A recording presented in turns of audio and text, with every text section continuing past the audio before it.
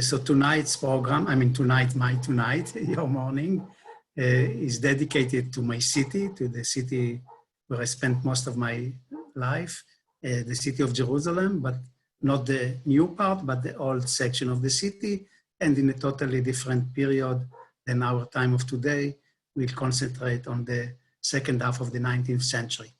So at that time, I just want to remind you who visited our city. Jerusalem was a very small town, ugly, dirty, poor, and it was handled by the Ottomans. It was one of the cities in the Ottoman Empire that was not considered very important or highly significant, but we can see these old pictures that show us the Turkish soldiers in the old city of Jerusalem. They did not think of it much, and actually even much less than the Muslims of today. So it was, as I said, very deserted. And if you want to read how it looked like or how a visitor from the West felt, the best maybe account is by Mark Twain, that wrote his diary on the visit in Jerusalem of the time and how disappointed he was from the city. So in this city, I just want to again show you some pictures from the past. Around the time that we are dealing with, the second half of the 19th century, different countries from Europe and from the US started to show some interest because the Turkish were not paying so much attention to the city, and they had their interest in it for different reasons, including religious, of course, to visit the city of Jesus and to establish their consulates and expeditions and archaeological digs around the city and so on. So the city starts to become more and more international. Just some views of sites that for those of you who visited Jerusalem can see from the old photography that we have of the city, the oldest photography that we have. This is just looking at the wall of the city. Here on the left would be the Tower of David, and this is we're going up to Mount Zion here. This is where today is Birkat Sultan, for those of you who know, where there are performances that are being done. This is where the Cinematheque is today. So we see this view, how this is totally empty at that time, no houses, nothing, everything is actually handled inside the walls of the old city. Here is now some years later of the same spot. We see now some people are walking here, some houses were built, a new neighborhood was built. We are advancing in time when we see that there are some changes going around the walled city of Jerusalem. Excuse me. And as we advance, again, here now we see the Tower of David with camels. This is around the 20s, this picture. We see that there is more movement from outside coming into the old city. And here is in the time, let's say already in the 30s, some markets were built outside the Tower of David. And even you see now the time of the British Mandate in the 30s, buses and shops and so on. And there are many houses here outside the city wall that show us the city is starting to flourish and life is not handled only in the old city, in the walled city, but this will be still where we're going to concentrate. So as these consulates and these foreign powers start to reach the Holy Land, they bring their culture also in. It's both non-Jewish culture and Jewish culture that starts to immigrate to the Holy Land. So for example, just take one example is the German, the Lutherans and Protestants that start to come to the Holy Land. I mean, Christians, of course, bring their culture. One of the items, I'll show you many items of folk art, is the postcard, for example. You see here a typical postcard of German postcards of the late 19th century that someone who visited any town would send a postcard and sends his greetings from that town. Gruß aus Sulzwald, it says here. Someone who visited the city of Sulzwald in Austria of today and send his postcards where he writes his impression of the city. And we see the most beautiful buildings of the city, including, by the way, the new synagogue that was established in Moorish style at that time. So this culture is now introduced into Jerusalem, and we start to get this kind of postcards. Gruß aus Jerusalem greetings from Jerusalem, you see the date, 1898, that show us how the city really develops in these years. I mean, these are artifacts from that time. You can see the new buildings that are built, the Lloyd Hotel, the Muslims, let's say, the folkloristic sites of the city, the new buildings that are either new or old, for example, the Church of the Holy Sepulchre that we see, and so on. Of course, the Germans would emphasize the sites that they're interested in. Or here now a postcard of the visit of the Kaiser Wilhelm that visited Jerusalem. And here we see his picture here, the Kaiser that came to Jerusalem, and the whole city really prepared for him and so on. And we see the German colony, which is today in Emek Rephaim Street of Jerusalem, and how it looked. It was really a colony, one of the first built outside the city walls, where they had farms and so on, the Germans. And we see also the churches that were built in Jerusalem.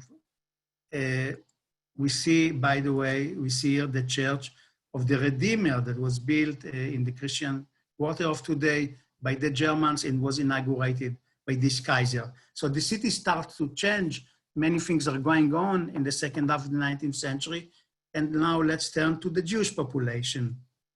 Let's see, it's stuck. Okay. So the Jewish population of the city at that time can be divided into two large groups.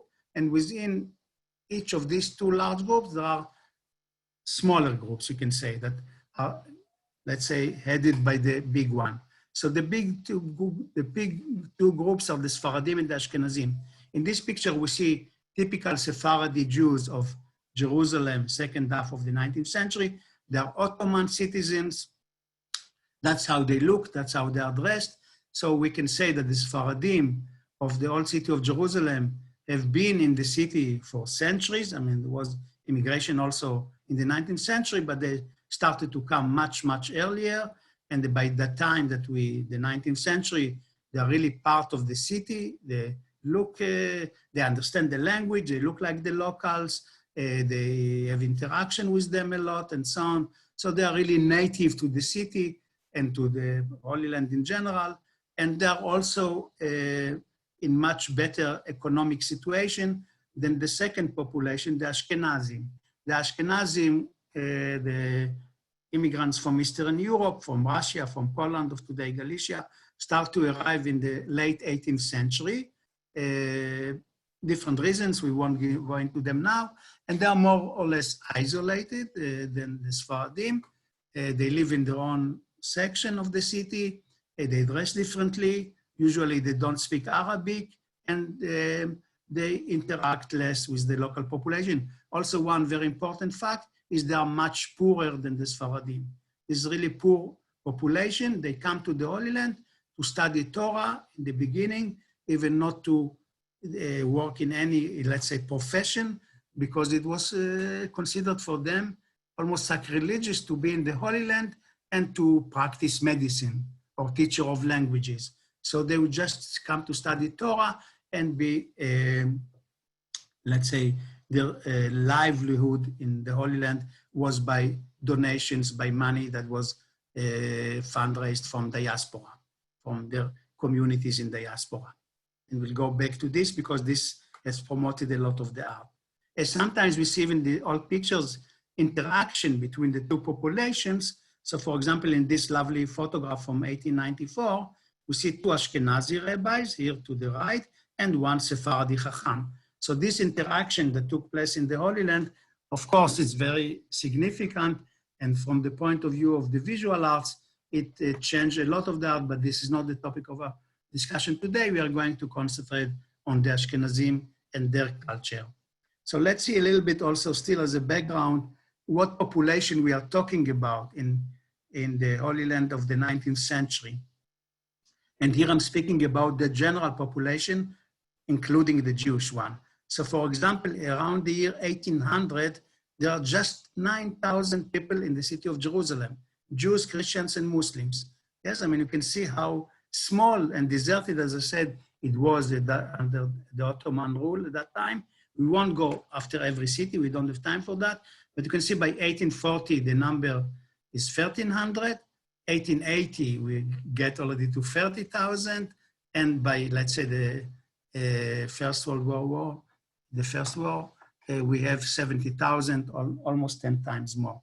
So the population grows very fast in the course of the century, and we have to ask also ourselves who is coming and from where and so on. You can see that the other towns were much, much smaller. Even the city look of Haifa, that is today a major city in Israel, at the beginning of the century had barely 1,000 people, that's all. Now, the Jewish population in these years, in the 19th century. So around 1800, we have total of 2,250 Jews living in the old city of Jerusalem. That's all. Yes, you can see how little is less than 1/4 of a neighborhood today in Jerusalem. I mean, it's really very little. 1840, the number is doubled, meaning many immigrants came. 1870, we see that's almost, you can see it's 4 times more, even more. And by the time we get to 1880, it's 18,000. Yes, I mean, the number grows all the time, mainly because of immigration. Yes, immigration from different Jewish communities around the world that come. And the same is happening in other towns, but we won't speak about them now. You can see in this table that I'm showing you here, how the change, for example, in Jaffa, before Tel Aviv was founded, 200 Jews in 1840 were counted in the census of Montefiore, and by the time 1914, we have 10,000.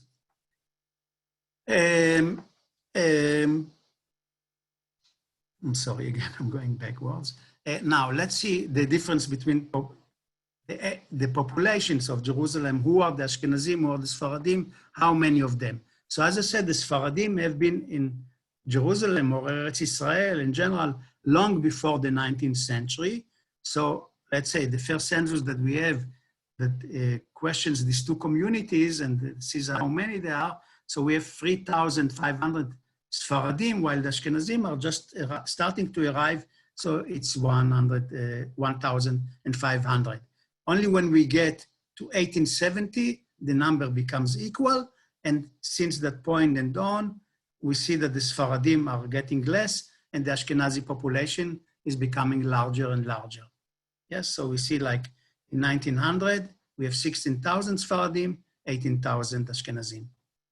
There were other communities that were coming to Jerusalem. As I said, the immigration is very large at that time. So we have now this different populations that come, Jewish ones that come to the Holy City to live there, and they are distinguished by their country of origin.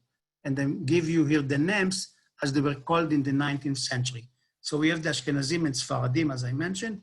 We have the third largest community is the Mugrabim. The Mugrabim are the Moroccan Jews. Jews who came from Morocco, from the Maghreb, from the West, they're called the Mugrabim. The Gurjim are those who came from Georgia in former Soviet Union, yes? The Gruzinim, as they were called in Hebrew, or Gurjim. The Yemenite Jews, the Persian Jews, also we have some that start to arrive in the late 19th century. All this mixture now of these communities is of great interest.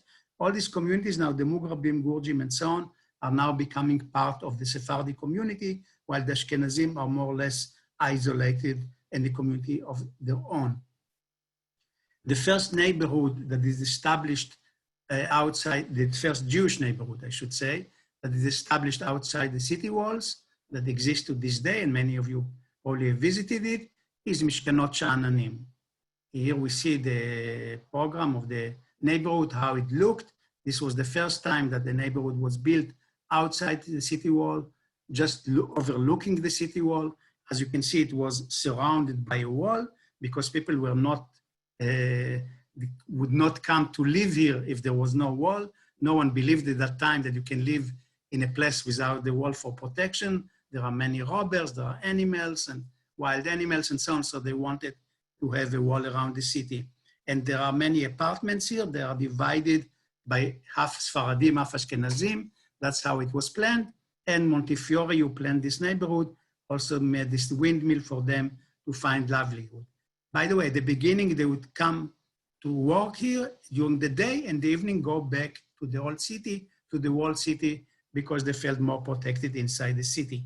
So it functioned as a workplace for some time until they agreed to sleep also in this place.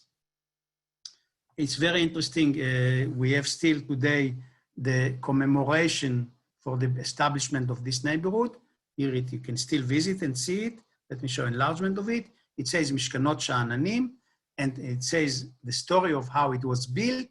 It was built from the money that was given by this person, Judah Turo, from Newport, Rhode Island, a Sephardi American Jew, who gave his money to Sir Moses Montefiore, his friend, who established a new neighborhood outside the city walls. And so here we see the inscription that tells us this story, that the Gvir Yudah Tura, in Hebrew they say, but Tura should be pronounced, was gave the money to Moses Montefiore in the year Keter, which is 1860, to establish this new neighborhood. Okay, so that's the first time that we go out. So now let's turn to the art itself, as after I gave you some introduction on the economic and ethnic situation of the city of Jerusalem and the other parts of the Holy Land. Let's go into one particular case, a new synagogue that is built at the beginning, you can say, of this period in the city of not Jerusalem, but Safed. Here is how Safed looked in the 19th century, very small town as well. You saw the figures before, how few people lived in the city. So we see on the mountains, I remind you, the city of the Kabbalah, of the Ari, that is considered very spiritual, and Hasidic and Sephardic Jews lived in the city at that time. So in 1837, there was an earthquake. This earthquake has almost demolished everything in the city, and the city was rebuilt. This postcard that we see is after the rebuilding of the city. So one of the structures that was rebuilt is the Ashkenazi synagogue of the Ari that you can still visit today. This is how it looks from the outside. Yes, the Ari Ashkenazi synagogue that was rebuilt, was finished, to be rebuilt in 1857. Okay, so here we have the entrance to the synagogue, and there is a large inscription again that tells us about the dedication. Here is the dedication that we see it enlarged here. I'll show you another detail of it and translation of the inscription. It says, using some verses from the Bible, I remind you, this is the Ashkenazi synagogue, Ashkenazi Ari synagogue, because there is the Sephardi one as well. But let's look at this one. It says at the beginning, Man Nora Makom Hazeh. This is from the story of Jacob's ladder, that he says that the place that he had his dream is awesome, is, like a place that you should fear, because this is the place that he meets God. So this is an appropriate verse for a synagogue. Yes, Hamakom Hazeh is now the synagogue. And then it says, this is the synagogue of our master, the Ari, of blessed memory. And it was built, and here they give the year, in another verse from the Bible, in the verse that's taken from Leviticus, observe my Sabbath and have reverence for my sanctuary, umikdashi tirau, meaning you should, when you enter the synagogue, you should be fearful, you should follow the services in some reverence, yes? So they took these words, umikdashi tirau, and this is the acronym for the date of the rebuilding of the synagogue, which is, as I said, 1857. They commissioned an artist. This is an Ashkenazi Hasidic synagogue in the city of Tzfat. So they commissioned an artist that was an immigrant from Galicia, from the city of Kolomea, who built the Aron HaKodesh, the Holy Ark. This is the Aron HaKodesh in the Ari synagogue, Ashkenazi Ari synagogue in Tzfat, that this artist built. We don't know his name. We only know that he has the pocket knife and a piece of wood, and he made this beautiful, amazing ark that you can still visit today. Okay, here's some details from this ark. It's a beautiful ark, but when you look close up at the details, you see the priestly hands here with the crown, that's a crown, Keter Keuna, the crown of priesthood. You see many fruits and vegetables and so on, but you don't see flowers and so on. It's really detailed. It's all done in wood, carved, and painted over. What you don't see is animals. And I'll extend this question in a second and why it's important. The chief rabbi of this community, the Hasidic community of Tzfat in this period, in the 1850s, was a certain man called Shmuel Heller, Rabbi Shmuel Heller, that was born in Galicia, immigrated to Tzfat, became the chief Hasidic rabbi. This is his tomb in Tzfat today. He's my tzaddik. You can see that some people put him. So he was the chief rabbi of the Hasidic community. So in his time, this ark was built. So when this ark was built, there were people who became upset that this ark is inside the synagogue. So they asked him question about that. We have his books here that you can see that this Shmuel Heller composed, and they were published in the city of Tzfat. And one of his books is called Sefer Taharat HaKodesh, the book of the purity of the holy, you can say. And what is this book about? This book, all this book is only on one issue, on this Torah ark that was built in the synagogue. And he says here on the title page, this is now my halachic ruling about the forbidden shapes inside the synagogues. I wrote it to you and to our rabbis in the diaspora because we learn from them and we are here, the Hasidim of Tzfat, we have to obey to what our rabbis in diaspora are telling us. So what was the story? It tells, I won't read you everything, but there is now the whole story of how this ark was built, and it had many animals on it. The lion, he says, and other strange animals that no one has seen. Some of them has faces. And he says this ark that looks so amazing and so on, many of the Hasidim refused to enter the synagogue because of this Torah ark. So they came and asked me, and they want my ruling to tell them whether it's permitted to visit the synagogue or not. So the whole book is discussion of this issue. The first book that was written in Eretz Israel about the issue of art, a whole book on this topic by a rabbi of Tzfat. So I won't read you the whole ruling. It's very, very long and very detailed, and he brings many examples from the past. And he says, although I know in diaspora it's permitted, in the Holy Land we must be holier than the diaspora. And so I decide that like the Sephardim and the local Muslims that avoid human figures and animal figures inside their shrines, I forbid this. So what they did, they removed from the Aron all the animals, the lions, the unicorn, whatever animal was there, they removed it. Only one is left. I want to show the only one that is left. And when you visit the synagogue, you'll see it. And it was added later. After they removed it originally, later in the 20th century, someone put it back. This is the small lion that we see here. Why this discussion is important? Because the Hasidic art of Palestine of the 19th century became more and more, let's say, limited in the variety of what they can show. Unlike the diaspora where they came from, where Shmuel Heller himself came from, where the artist who made this art came from the city of Kolomea, it's now different. It's the same and different. How it's the same? Look, for example, at the Torah ark now of the synagogue of Grodno in Belarus.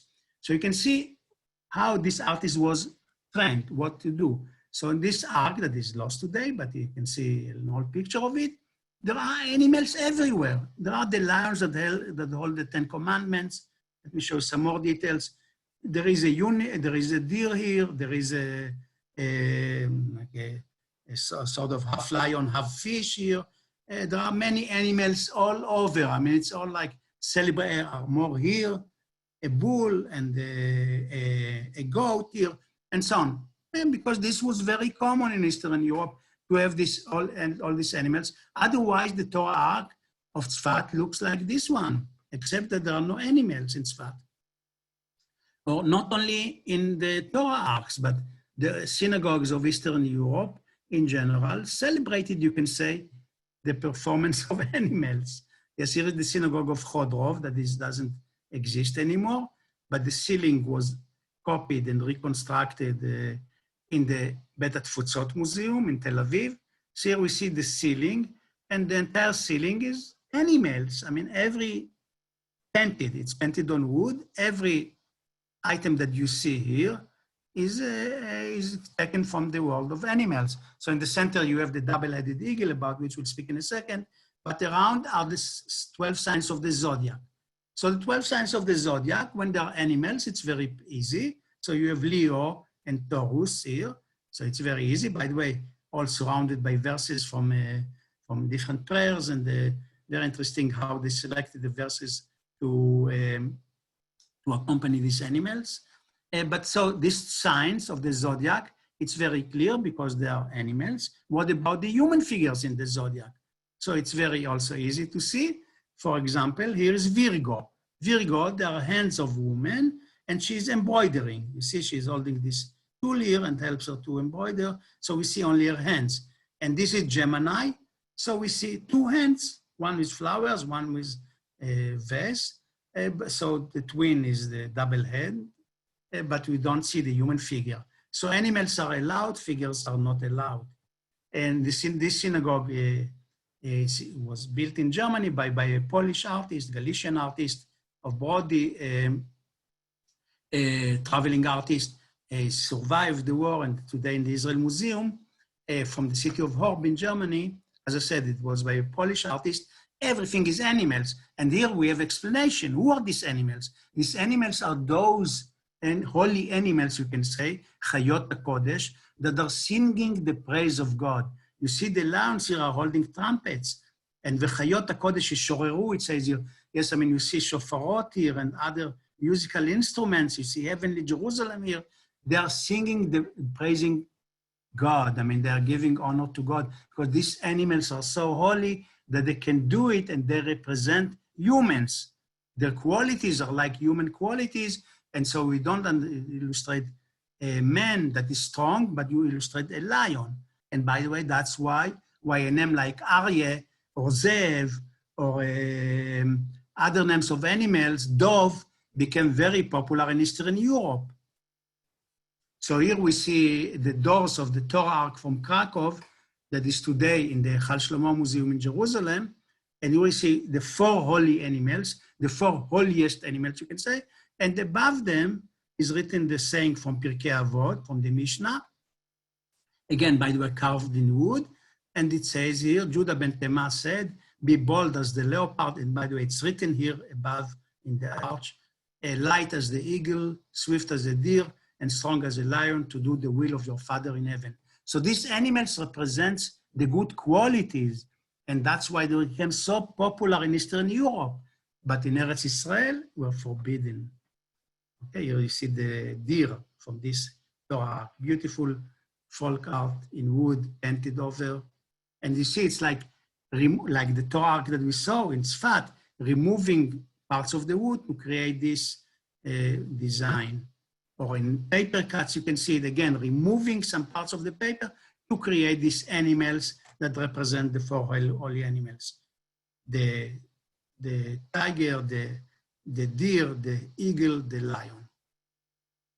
Even on Hanukkah lamps, and you can see, although it's metal, we have these animals, and they are again in the shape of like removing parts to show us, like in wood or in paper.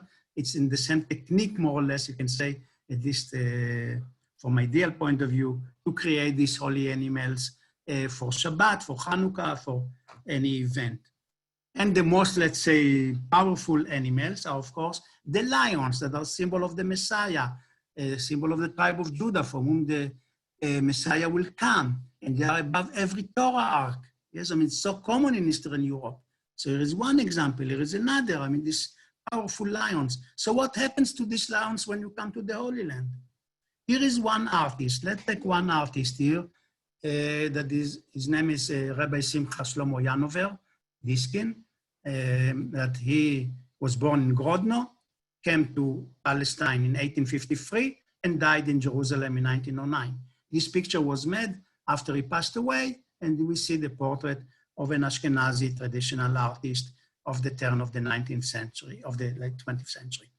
Yes, so who was this Simcha Yanover? So you see, he was born in Belarus, in Grodno, was educated in that tradition, continued to follow it. He was a good artist. What did he produce? I looked in old newspapers of the 19th century to find, and I found some advertisements, what he can do. For example, he says that anyone who wants stones carved with all inscriptions or any designs, he makes the most beautiful one, and he writes his name here, Simcha Yanover, and his address, Shuk HaYehudim, the Jewish market next to the Bet Midrash Shonei Halachot, yes? Me'oni po Ir HaKodesh, my dwelling is here in the Holy City, in the Jewish market, and so on.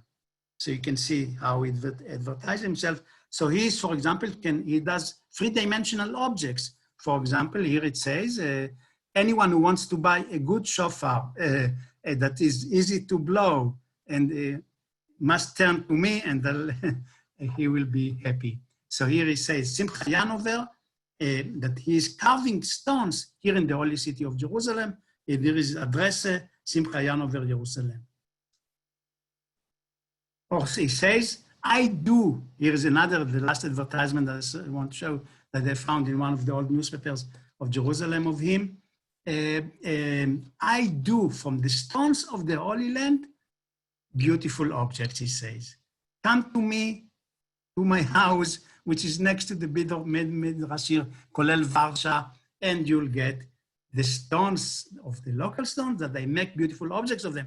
And here I'm showing you some Kiddush cups that they make from local stone around Jerusalem, probably from the Dead Sea stone. Okay, so that's how he did. Yes, I mean, he became very well known. By the way, he created some artifacts for the visit of the Kaiser that I mentioned before, that were given as gift to the Kaiser Wilhelm when we came to Palestine. So I want to show now the most famous work of art by Simcha Yanover, although most people don't know that. It's only if you are in Jerusalem and know the city very well, you notice them, or if not, in your next visit, hopefully after the corona, you can come and see them.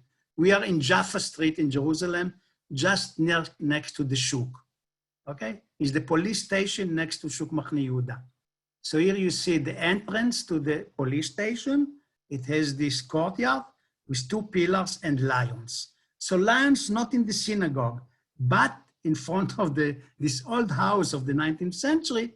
Now they removed them because they made the light train, and they removed these pillars inside, and they're just at the entrance and not in front of the courtyard as they used to be, because the light train now passes here.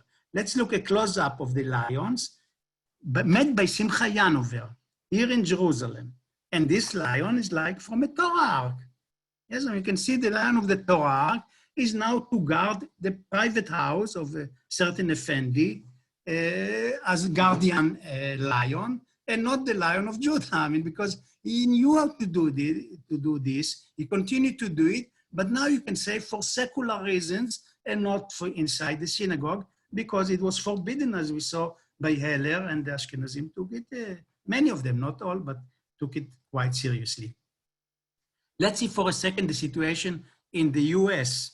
What happened? Here we see now the East European immigrants that are getting to the United States around these years of Simcha Yanover, late 19th, early 20th century. And these two postcards from New York show you these poor immigrants that are coming to New York. And Lady America, in Yiddish, her name is written here, is opening the gates of righteousness, you can say, to them, and they're entering the Golden Medina, these poor immigrants, and so on. Why I'm showing you that? Because also from Eastern Europe came artists to the US, like they came to Palestine, but in the US, the situation was different. So here is, for example, one Torah ark that was done by Abraham Shulkin. It's today in the Jewish Museum in New York. He was born, yes, in the old land, as we say, and came to the US, died in 1918. And this Torah ark that was done for the synagogue, Adat Yeshurun in Iowa, it still can be visited in the New York Jewish Museum. Let me show you detail. And on this Torah, there are lions, because in New York, the US, no one would tell him not to do it. So he has the lions, and so he has the lions, and actually this artist, this folk artist of Eastern Europe, also created lions, as everyone who studies Jewish folk art knows very well. In America, they created also the lions for the carousels. of the time. So here we see, I mean, also they, let's say, invested in the secular world because they wanted more livelihood. Yes, they wanted to be successful, and the synagogues were not enough. So we can see some of these lions created for the carousels, but these East European Jewish folk artists. There's one that is like coming directly from a Polish Torah ark. And for those of you who are interested in this topic, some years ago, there was an exhibition on this topic in the Museum of American Folk Art in New York, and there is the catalog that you see on the left. Gilded lions and jeweled horses. This catalog is dedicated to this topic. Okay, let's go back to the Holy Land. And now let's see this tablecloth for this table for Shabbat, Sabbath tablecloth, that was embroidered in Jerusalem now. We are moving from Tzfat to Jerusalem to see what tradition is continued in the Holy Land and what is changed. This tablecloth that is amazing, is most beautiful, really a miracle that it survived, is in the Israel Museum today. And so we see a large fish in the center, flowers in the corners, and we see, it says here, Me'arat HaMachpelah, there's the cave of the Patriarch and the Matriarch in Hebron, and it says here in big letters, Lichvot Shabbat Kodesh, in honor of the Sabbath. So it's very clear what's the purpose, how it was made, but what are all these symbols, who made it and why and so on, this we have to study carefully. So let's try to decipher this tablecloth. So the name of the person who made it is written at the bottom, who embroidered it. So it says here, Maaseh Yedei Chana Rivka Herman, Yerushalayim Ira Kodesh. This was done, this was created by Chana Rivka Herman of Jerusalem, the holy city, made to be built soon in our days. For whom she made it, she also writes. So at the top of the tablecloth, it says, this is a gift, Mincha Shlucha, this is a gift that I'm sending to the tzaddik, to the rabbi, the tzaddik, our teacher, Akiva Leren, may God protect him. And then it continues here, Akom Da'ak. What are these abbreviations are telling us? This is the name of the society to fundraise for the poor Ashkenazi Jews of the Holy Land in Amsterdam. There was this society, and this person, his name is written here, Akiva Leren, was the president of that society. Here he is, Akiva Leren. He was the president, as I said. He was a banker from Germany that came to Amsterdam, and all what he did really most of his time is to fundraise for the poor, fit Ashkenazim of Jerusalem and send them money. He wouldn't pay money to someone who would work. I mean, work, let's say, go to be a physician or teacher, as I said. Only if you study Torah, and even when he heard that a school was opened in Jerusalem, Lemel School, that they teach their Hebrew, he was so upset, and he said, they should be excommunicated, these people. Israel is not the place to study and make professions and so on. We have this language for the holy language. It should not be used for secular discussions and things like that and so on. He was very angry and very powerful man, as we can see from his picture. And so, so she made, Chana Rivka Herman, I'm sorry, one second. She made this tablecloth for him in the hope that she sends him this tablecloth. He would remember her and send her some money. Okay. So by the way, he died in the year 1876, and the tablecloth was finished exactly in that year, and apparently it was never sent because he passed away, so that's how it stayed in Jerusalem. This Akiva Leren, just for your here's anecdote, I'm sitting here in the neighborhood of Ramot in Jerusalem, and just 2 minutes from my house is a street named after the brothers Leren that were the president of this society in Amsterdam. Here, Rehov Achim Leren, in my neighborhood in Jerusalem, in Ramot. Okay, so, and we see the name written of the rabbi, and in the center there is this embroidered, the double-headed eagle. This double-headed eagle immediately tells us where Chana Rivka Herman came from. because I remind you, the double-headed eagle with these objects held in the two lower parts, I'm not sure how they're called in English, the globe and the scepter. Yes, let's go back to the picture. This is what here the double-headed eagle is holding, also in the image of Hannah Rivka.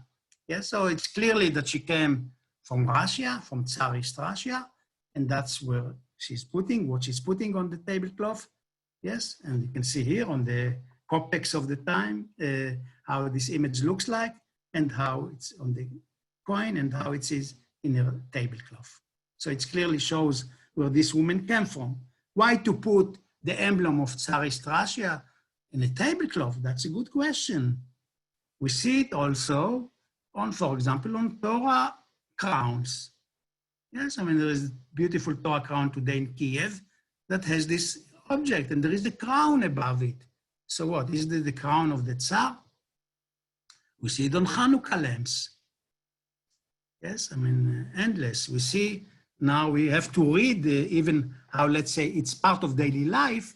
In one of the stories of Shai Agnon, it tells us that you can, from the Sabbath and Hanukkah lamps, you can remove this item. There is like you can unscrew it. There is one-headed eagle, and you can replace it with double-headed eagle, depending on who is the ruler at the time. So it means really the ruler, but it means much more than that. Because in synagogues, for example, you can see that this is at the top of the Torah Ark. This is the Torah Ark, another one, we didn't see this one, that there is a top, the double-headed eagle, and this is the one from Iowa that I showed you before, of Avram Shulkin, and there's one eagle because this represents Tsarist Russia, and this represents the US. So when the rulers is changing, you put this emblem at the top to show who is the ruler. But who is the real ruler, you can ask? What did they mean by that, and why she would continue to do it in Eretz Israel or here in America? Because, as we can see on many of the items done in Eastern Europe, when there is an inscription on the double-headed eagle, and it's at top, usually it's always at top, even above the lions, this inscription identifies it with something else. For example, on these two paper cuts, let's see, on the left it says Mizrach on it. From this side comes the Spirit of the Lord. This is pointing to the east. On the right paper cut, it says the name of God. The Shem Forash is written double-headed eagle. So the real ruler is not the Tsar, not the President of the US, it's God. So it's double meaning here. That's why you put him at top to show this meaning that is now conveyed into these images. Let's go back to the tablecloth of Hannah Rivka Herman. And we see now that the double-headed eagle is here and so on. The date is, by the way, here is Tarlav, 1876. And now the question is, what is this big image in the center? Why she put this big fish here in the center? And why Me'arat HaMachpelah is inside this fish? Is it the fish for Shabbat meal? Like my students always when I show them this tablecloth, they say, no, it's not. It's not. This image, we know it from the medieval Ashkenazi art. It's not new in Jewish art. It's only known from Ashkenazi art, never appearing among the Sephardim or the Jews of Islamic lands. And this is the Leviathan. The Leviathan, the animal of the end of days. The animal of the end of days, it's shown in this way. I won't go into now why it get into this shape and what is based on, because it's very long, the discussion. But anyway, it's shown usually in this way. And this is the Leviathan, this animal, fantastic animal of the end of days, described in many of the Midrashim. And the manuscripts already in the Middle Ages illustrate this Midrashim. For example, they show the war between Leviathan and Shorabar, as it's called. This is, you can say, China and the US, or I don't know, Russia and the US, whatever. The powers to be, they would fight at the end of days, and out of this war between the two of them will come messianic times. Yes, I mean, there are many midrashim about that, and one read the Hebrew now, and how the fight between them is going. Okay, and some of the miniatures even show what will happen next. So here we see in this Bible that is a Hebrew Bible, that is a German Bible that is today in Milan, in the Ambrosiana Library, it has two sections, the upper part and lower part. The upper part, again, shows the war between these mythological animals, the Leviathan, Shorabar, the bull, and the Ziz, as it's called, this bird. These three animals that would fight, and after they would fight will come the Messianic times, the end of days. So the bottom of the page shows us Messianic times. Here are the righteous sitting in paradise in a sukkah that is made from the skin of the Leviathan. They have crowns, golden crowns, and they are eating the meat of the Leviathan. So this all is about the end of days. So this is medieval Ashkenazi art. But how it got to Eastern Europe, that's the question. So you can see here, for example, 19th century now Eastern Europe. Here's the expedition of Ansky to the Pale of Settlement. And some of the manuscripts that they picked up are this. And we can see that on the title page of many of these manuscripts, we have the Leviathan in this way. This is now 19th century Eastern Europe, yes? Or if you walk into some of the images that they copied. Here is a copy, something that did not survive. We see the Leviathan and Shorabar again. Yes, exactly in the same shape as we saw them in Germany of the Middle Ages. This tradition continues in Ashkenazi art to Eastern Europe of the 19th century. Or here in the synagogue of Landshut, that you can visit today, that was reconstructed. You can see the same Leviathan in the ceiling. Why in the ceiling? Because it brings the Messianic times to the people who are standing there while praying in the service and hoping and waiting for Messianic times to come. Many synagogues have that, yes? I mean, this is something so common in Eastern Europe. Here we have another, something that survived that you can see in the ceiling. We have even the name of the artist, Eliezer, son of Yaakov Shaul Garfinkel, as his name is written, and he says, this is Leviathan that you created to please us, yes? And now, some of the pictures, and now we get to some of the final points here, show the Leviathan holding a city on its back. Here it says Vermaisa, worms, but it's Jerusalem of the end of days, with the Leviathan descending on the people.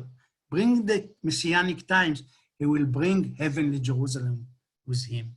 So some artists did that. So Hannah Rivka Herman did the same. She put inside the Leviathan, now not a city that looks like Eastern European city with these towers and so on that, you know, is not a local landscape of Jerusalem, but she replaced it with a local shrine that she probably visited a lot in Hebron and Me'arat HaMachpelah she put here, because this is the change. I mean, this is very East European tablecloth. It could have been done in Eastern Europe, except that it shows Me'arat HaMachpelah, that is something she learned locally. So here we have the whole story is told of the immigration of this woman, her education, and what she brings into Jewish art over time, that is, let's say, continuing the traditions of the past. Me'arat HaMachpelah, that's how it looked at the time. I won't discuss this.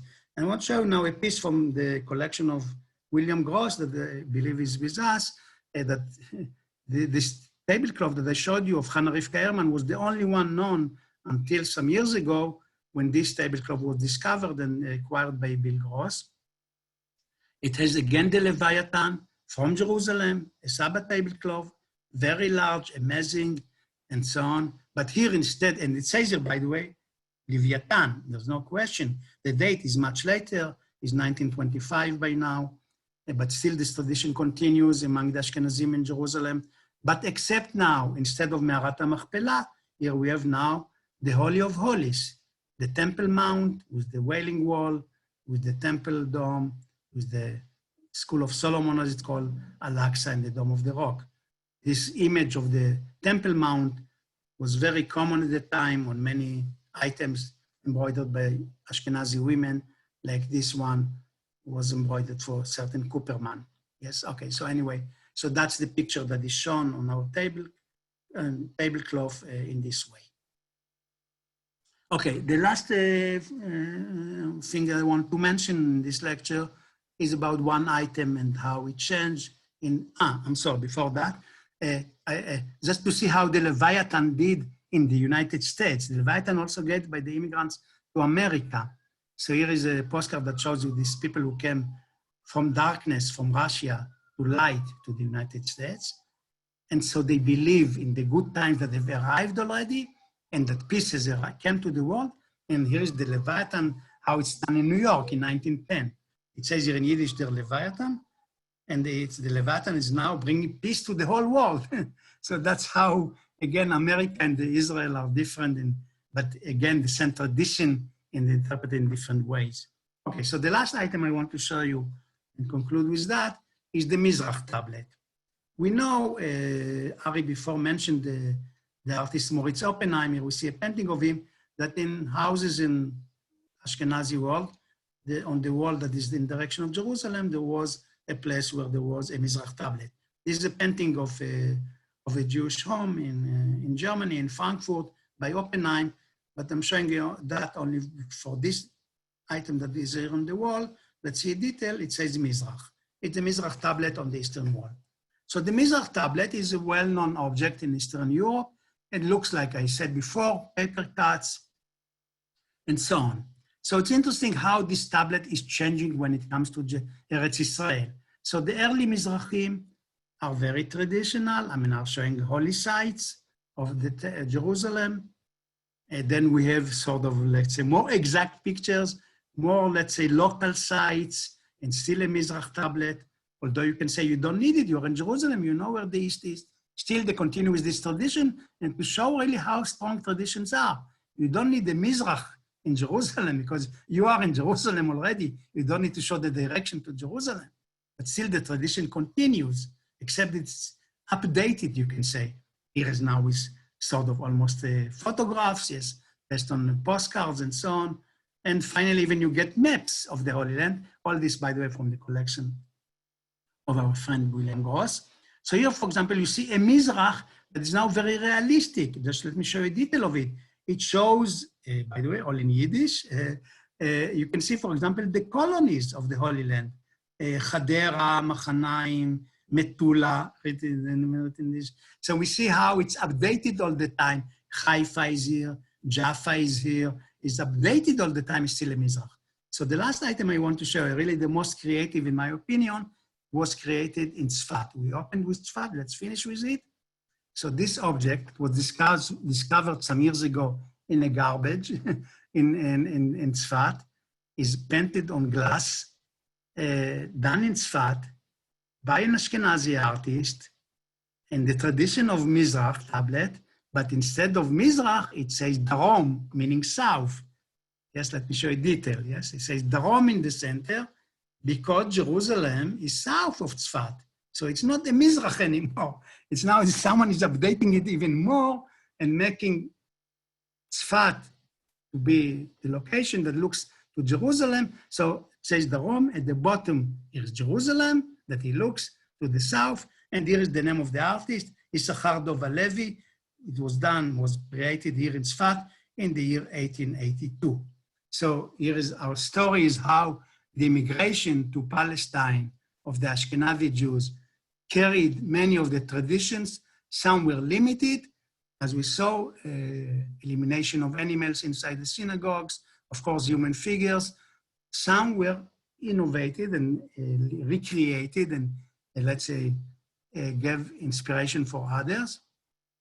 The result finally is, by the way, that the Ashkenazi synagogues become not so elaborate as they used to be in the past, and the people of the Orthodox people are getting more and more, let's say, ultra-Orthodox, I should say, more and more fearful of the images and so on, so much that you can today not see even this, that what I'm showing you is not so common anymore. So with this, I conclude my lecture, and if you have any question, I'll be happy to reply. Thank you. Thank you. If you unshare your screen, we can have everybody see each other, and then I can take questions through the chat. So just unshare. Unshare. Okay. Yeah. Do you see that? And let's see if we know how to do it. Okay. It's okay now? Okay. Yeah, it's perfect. Now I see everybody. And I'm going to check out the chat and see what kind of questions we have. So,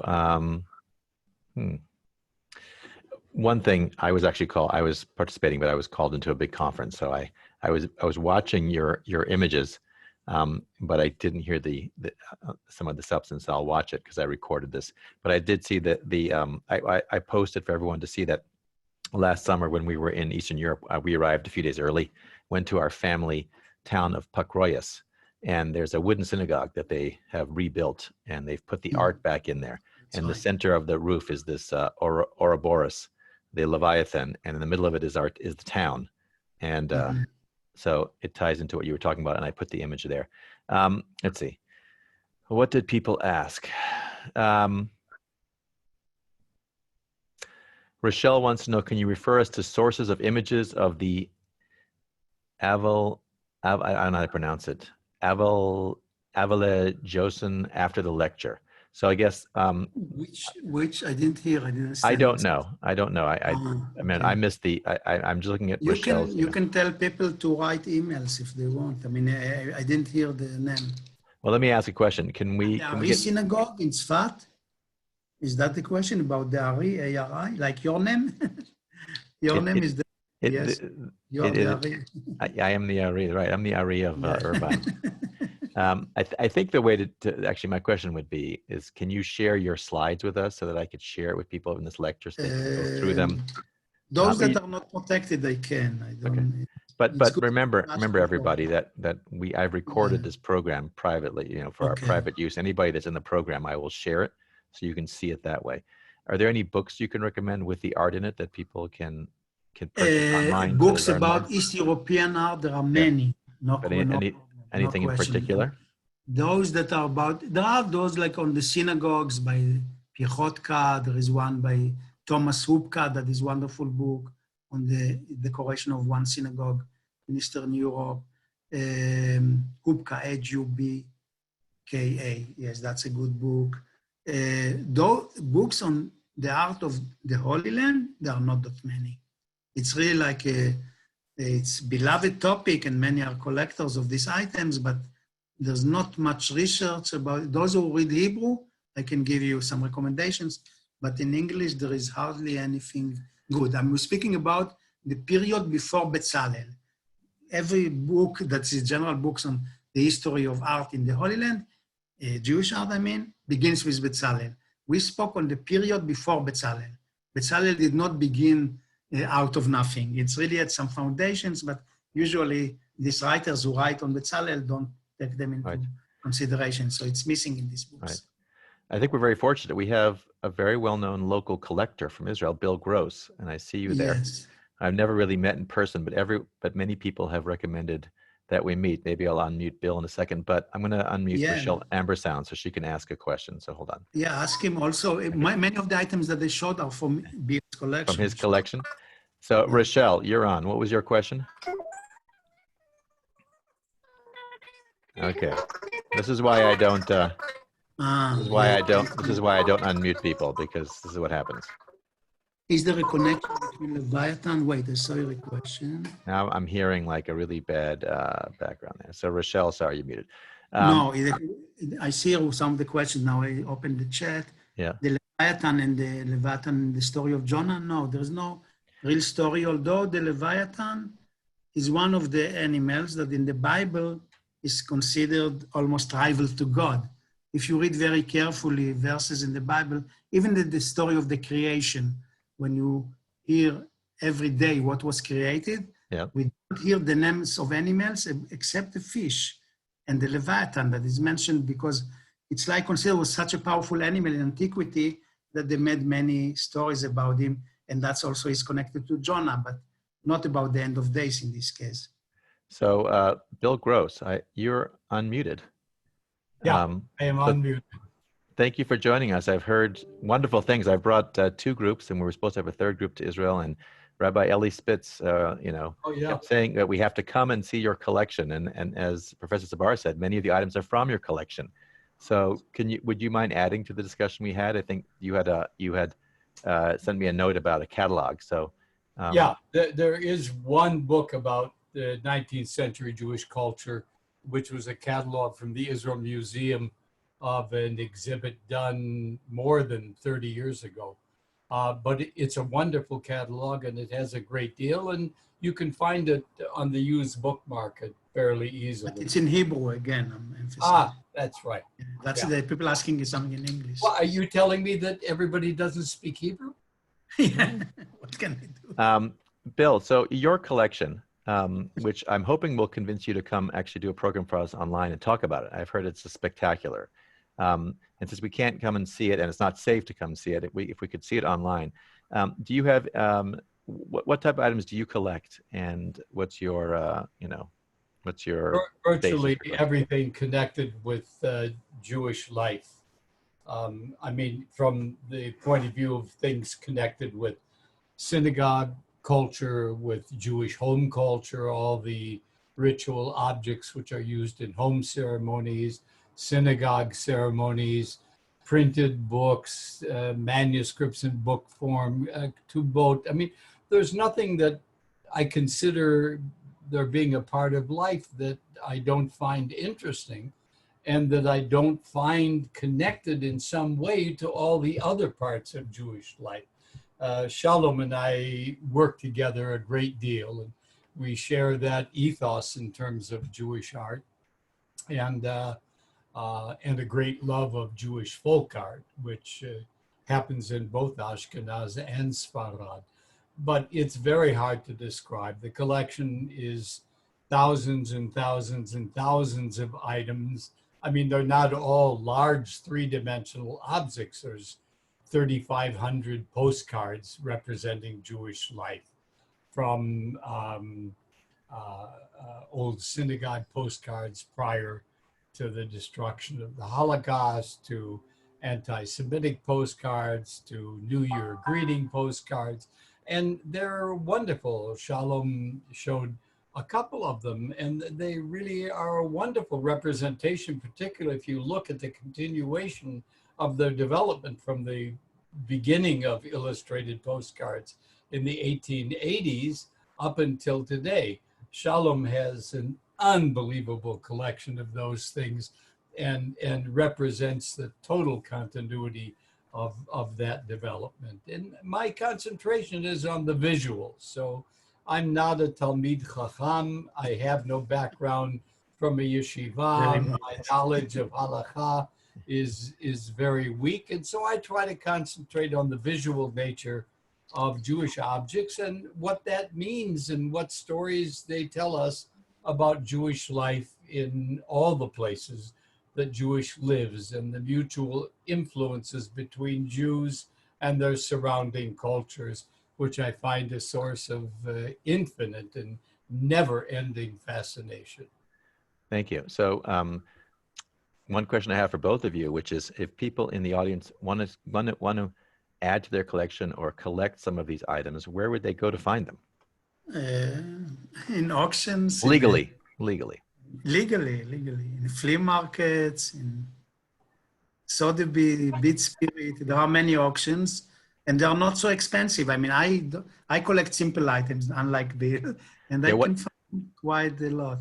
What do you have on the wall behind you there? You see the Hanukkah lamps on my wall? Ah, that's what they are. Okay. So these are they're starting with Bezalel, but they have also from the 60s, 70s, and so on. So I like to see the traditions that continue to this day. So I collect this. They're not expensive. Someone who wants to start a collection of this kind of items can do it quite easily. I would suggest, Shalom mentioned a platform on the internet called BidSpirit. And if you would go to bidspirit.com, it's a platform that features each and every night anywhere between 2 and 6 auction houses, local auction houses here in Israel. And each one of these auctions is 150 to 500 items, not necessarily Judaic. You can find dishes and curiosities and all sorts of things, but a great deal of material from material culture of Jewish objects, and very, very reasonably priced. That's good to know. So if I want to buy Jake and Beverly Jacobs a present to honor them, or Yeah. or Vipka Light for everything, you know, she does or will do for CSP. And now I know where to go, and I can get something that will be a treasure for them, for their home. Okay, so I think we should finish up, but Shalom, tell us about a program. I think we're going to host you about your ephemera collection, right? You've collected. This is. Tell us about that. I'll tell you, it's things that they pick practically from the garbage, and they want to show that even without spending much money, you can make a beautiful Judaica collection that is significant. I collect this because I love them, that's true, but also for research. So this will be another topic to show you how you can buy things and start the collection without really spending much money. And if you have patience and good taste and know where to look for, you'll find nice items. Okay. So with that, yes? Ari, can I just say Sure. hello to Marcia Josephi, who's one of the watchers here that we have. Yes. We've known each other more than 10 years. If we go back to the 60s, that's more than 10 years, right? That's right. It's an amazing medium. So, for example, Shalom Sabar is in remote Jerusalem. Bill Gross, you're in Tel Aviv, is that correct? Yeah. Yes. Where is Marcia Josephi? Los Angeles. Los Angeles. Yeah. We'll just pick Vipka Lights in Irvine. The Jacobs are in Irvine. And we have people, I don't know, Debbie Zuberi. Welcome. Debbie from Jerusalem also. Jerusalem. Okay. Wow. From Har Adar in Jerusalem. Okay. So we have an international audience. Thank you all for participating. I'm looking forward to actually rewatching this program so I can hear all the stuff that I missed. The funny thing I will tell you is that I'm very interested in the Ouroboros, the Leviathan, because of what I found in the synagogue in Pakroyos on the ceiling.